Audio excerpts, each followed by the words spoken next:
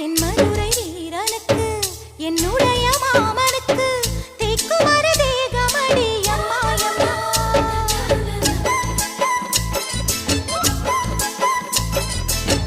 மாமன் பெற்ற பெண்ணுனக்கு மையெழுதும் கண் எதுக்கு என்னை வந்து கொல்லுதடி அம்மாயம்மா